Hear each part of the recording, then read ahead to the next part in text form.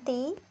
आज 8 अक्टूबर 2024 की साकार मुरली।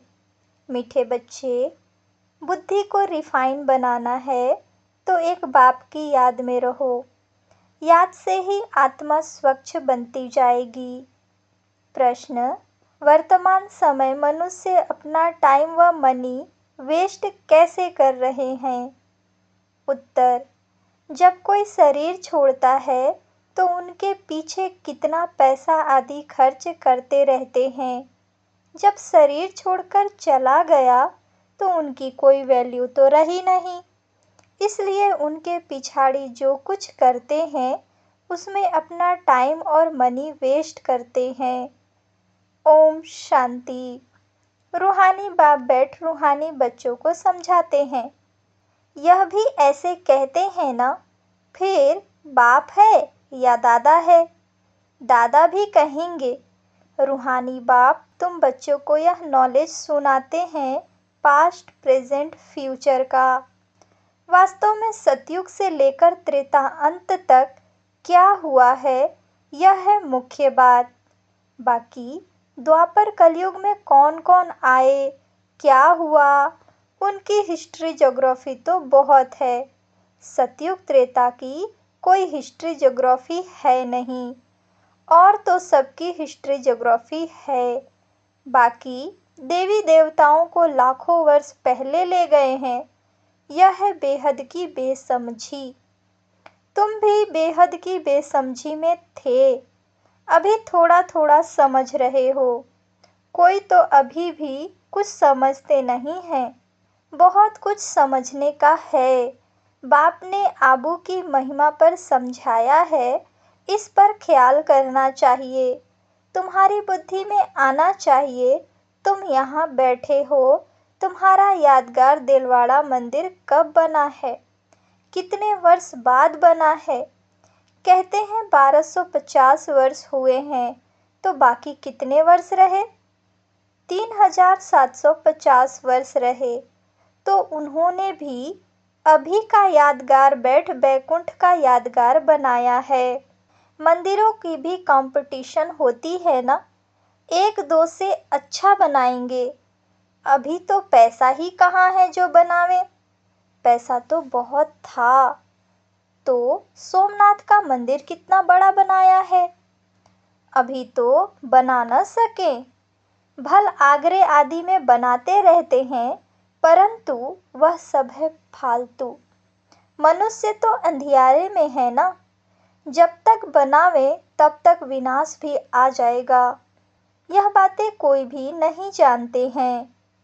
तोड़ते और बनाते रहते हैं, पैसे मुफ्त में आते रहते हैं, सब वेस्ट होता रहता है। Waste of time, waste of money, waste of energy. कोई मरता है तो कितना टाइम गंवाते हैं। हम कुछ भी नहीं करते, आत्मा तो चली गई, बाकी खाल क्या काम की? सर्प खाल छोड़ देता है, उनकी कोई वैल्यू है क्या? कुछ भी नहीं। भक्ति मार्ग में खाल की वैल्यू है।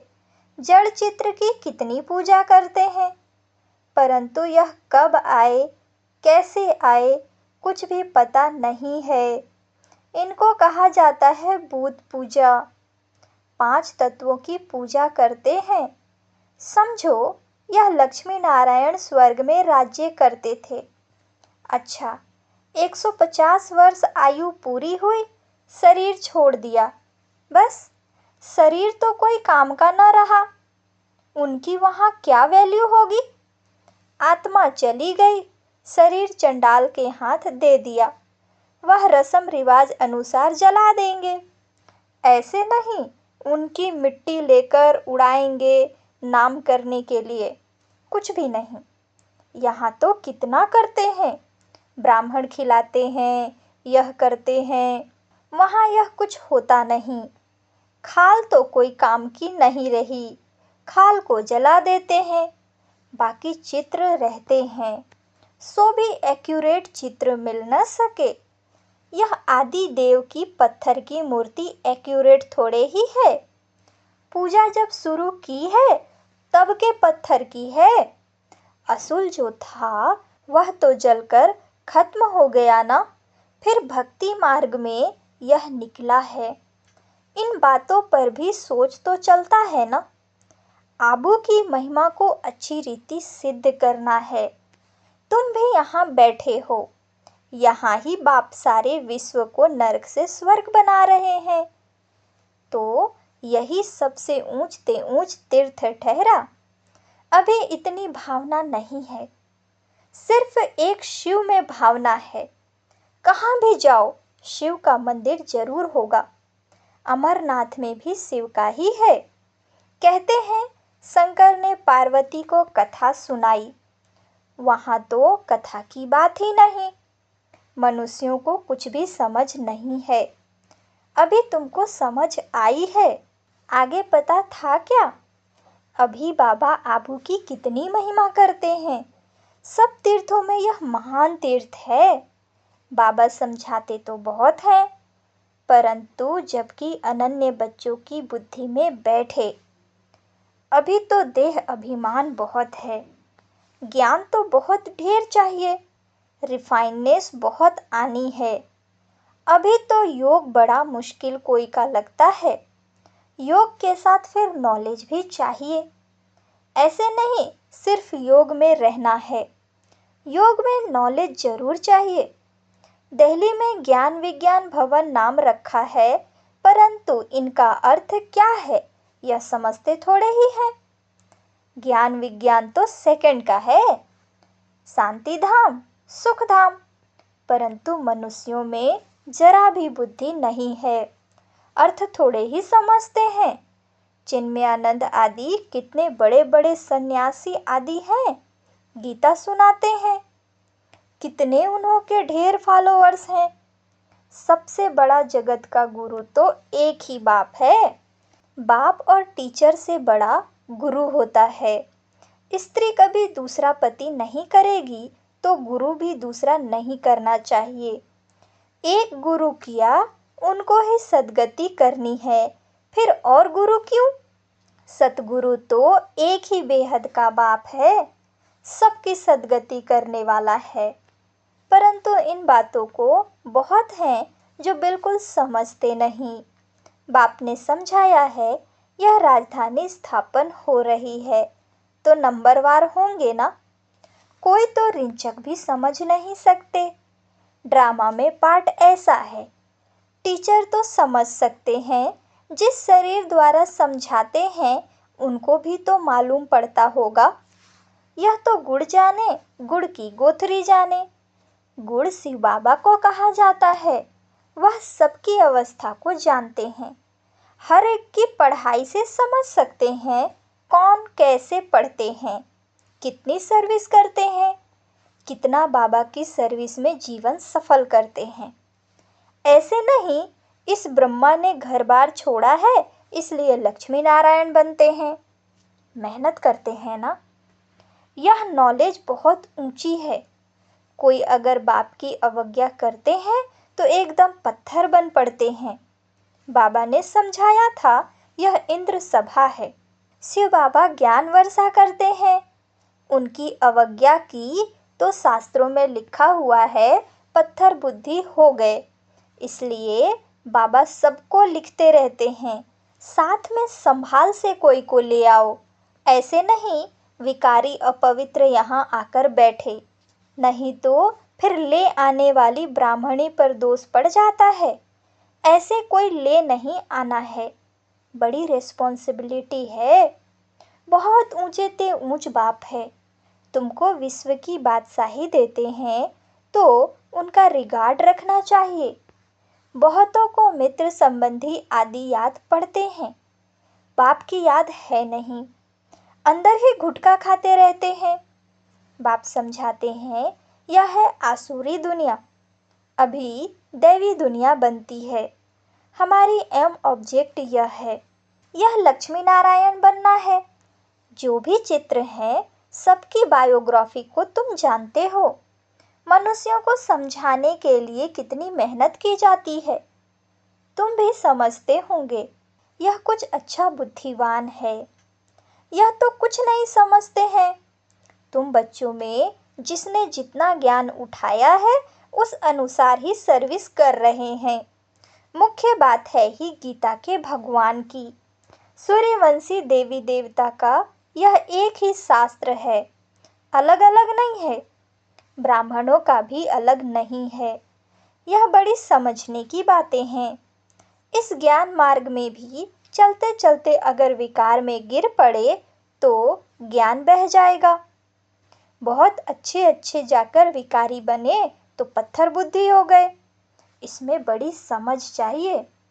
बाप जो समझाते हैं उनको उगारना चाहिए। यहाँ तो तुमको बहुत सहज है, कोई लौकिक कार्य व्यवहार हंगामा आदि नहीं। बाहर में रहने से धंधे आदि की कितनी चिंता रहती है। माया खूब तूफान में लाती है। यहाँ तो एकांत लगी पड़ी है। बाप तो फिर भी बच्चों को पुरुषार्थ कराते रहते हैं। यह बाबा भी पुरुषार्थी है। पुरुषार्थ कराने वाला तो बाप है। इसमें विचार सागर मंथन करना पड़ता है। यहाँ तो बाप बच्चों के साथ बैठे हैं। जो पूरी उंगली देते हैं उनको ही सर्विसेबल कहेंगे। बाकी गुटखा खाने वाले तो नुकसान करते हैं और ही डिससर्विस करते हैं, विघ्न डालते हैं। यह तो जानते हो, महाराजा महारानी बनेंगे तो उन्हों के दास दासियां भी चाहिए। वह भी यहाँ के ही जाएंगे। सारा मदार पढ़ाई पर है। इस शरीर को भी खुशी से छोड़ना है, दुख की बात नहीं। पुरुषार्थ के लिए टाइम तो मिला हुआ है। ज्ञान सेकंड का है। बुद्धि में है शिव बाबा से वर्षा मिलता है। थोड़ा भी ज्ञान सुना, शिव बाबा को याद किया तो भी आ सकते हैं। प्रजा तो बहुत बनने की है। हमारी राजधानी सूर्यवंशी चंद्रवंशी यहाँ स्थापन हो रही है। बाप का बनकर अगर ग्लानि करते हैं तो बहुत बोझा चढ़ता है। एकदम जैसे रसातल में चले जाते हैं। बाबा ने समझाया है, जो अपनी पूजा बैठ कर आते हैं वह पूज्य कैसे कहला सकते। सर्व का सद्गति दाता कल्याण करने वाला तो एक ही बाप है। मनुष्य तो शांति का भी अर्थ नहीं समझते हैं। हठ योग से प्राणायाम आदि चढ़ाना उनको ही शांति समझते हैं। उसमें भी बहुत मेहनत लगती है। कोई की ब्रेन खराब हो जाती है, प्राप्ति कुछ भी नहीं। वह है अल्पकाल की शांति। जैसे सुख को अल्पकाल कागविष्टा समान कहते हैं, वैसे वह शांति भी कागविष्टा के समान है। वह है ही अल्पकाल के लिए। बाप तो 21 जन्मों के लिए तुमको सुख शांति दोनों देते हैं। कोई तो शांति धाम में पिछाड़ी तक रहते होंगे। जिनका पार्ट है वह इतना सुख थोड़े ही देख सकेंगे। वहाँ भी नंबरवार मर्तबे तो होंगे ना। भल दास दासियाँ होंगे परंतु अंदर थोड़े ही घुस सकेंगे। श्री कृष्ण को भी देख न सकें। सबके अलग अलग महल होंगे ना। कोई टाइम होगा देखने का। जैसे देखो, पोप आता है तो उनका दर्शन करने के लिए कितने लोग जाते हैं। ऐसे बहुत निकलेंगे जिनका बहुत प्रभाव होगा। लाखों मनुष्य जाएंगे दर्शन के लिए। यहाँ शिव बाबा का दर्शन कैसे होगा, यह तो समझने की बात है। अब दुनिया को कैसे पता पड़े कि यह सबसे ऊंच तीर्थ है। दिलवाड़ा जैसा मंदिर शायद आसपास और भी हो। वह भी जाकर देखना चाहिए कैसे बना हुआ है। उनको ज्ञान देने की भी दरकार नहीं। वह फिर तुमको ज्ञान देने लग जाएंगे। राय देते हैं ना, यह करना चाहिए, यह करना चाहिए। यह तो जानते नहीं कि इनको पढ़ाने वाला कौन है। एक एक को समझाने में मेहनत लगती है। उन पर कहानियाँ भी है। कहते थे शेर आया शेर आया। तुम भी कहते हो मौत आया कि आया, तो वह विश्वास नहीं करते हैं। समझते हैं अभी तो 40,000 वर्ष पड़े हैं, मौत कहाँ से आएगा। परंतु मौत आना तो जरूर है। सबको ले जाएंगे। वहाँ कोई भी किचड़ा होता नहीं। यहाँ की गऊ और वहाँ की गऊ में भी कितना फर्क है। श्री कृष्ण थोड़े ही गौएं चराता था। उन्हों के पास तो दूध हेलीकॉप्टर में आता होगा। यह कीचड़ पट्टी दूर रहती होगी। सामने घर में थोड़े ही कीचड़ा रहेगा। वहाँ तो अपरंपार सुख है, जिसके लिए पूरा पुरुषार्थ करना है। कितने अच्छे अच्छे बच्चे सेंटर से आते हैं। बाबा देखकर कितना खुश होते हैं। नंबरवार पुरुषार्थ अनुसार फूल निकलते हैं। फूल जो है वह अपने को भी फूल समझते हैं। दिल्ली में भी बच्चे कितना सर्विस करते हैं, रात दिन। ज्ञान भी कितना ऊंच है। आगे तो कुछ नहीं जानते थे, अब कितनी मेहनत करनी पड़ती है। बाबा के पास तो सब समाचार आते हैं। कोई का सुनते हैं, कोई का नहीं सुनते हैं, क्योंकि ट्रेडर भी बहुत होते हैं। बहुत फर्स्ट क्लास भी ट्रेडर बन पड़ते हैं, थर्ड क्लास भी ट्रेडर हैं। थोड़ा ज्ञान मिला तो समझते हैं हम शिव बाबा के भी बाबा बन गए। पहचान तो है नहीं कि कौन नॉलेज देते हैं। अच्छा, मीठे मीठे सिकी लदे बच्चों प्रति माता पिता बाप दादा का याद प्यार और गुड मॉर्निंग। रूहानी बाप के रूहानी बच्चों को नमस्ते। धारणा के लिए मुख्य सार। पहली पॉइंट, विश्व की बादशाही देने वाले बाप का बहुत बहुत रिगार्ड रखना है। बाप की सर्विस में अपनी जीवन सफल करनी है। पढ़ाई पर पूरा पूरा ध्यान देना है। दूसरी पॉइंट, बाप से जो ज्ञान मिलता है उस पर विचार सागर मंथन करना है। कभी भी विघ्न रूप नहीं बनना है। डिससर्विस नहीं करनी है। अहंकार में नहीं आना है। वरदान, चारों ही सब्जेक्ट में बाप के दिल पसंद मार्क्स लेने वाले दिल तख्त नशीन भव। जो बच्चे चारों ही सब्जेक्ट में अच्छे मार्क्स लेते हैं, आदि से अंत तक अच्छे नंबर से पास होते हैं, उन्हें ही पास विद ऑनर कहा जाता है। बीच बीच में मार्क्स कम हुई फिर मेकअप किया, ऐसे नहीं, लेकिन सभी सब्जेक्ट में बाप के दिल पसंद ही दिल तख्त नशीन बनते हैं। साथ साथ ब्राह्मण संसार में सर्व के प्यारे, सर्व के सहयोगी, सर्व का सम्मान प्राप्त करने वाले दिल तख्त नशीन सो राज्य तख्त नशीन बनते हैं। स्लोगन, दिलरुबा वह है जिसके दिल में सदा यही अनहद गीत बजता रहे कि मैं बाप की, बाप मेरा।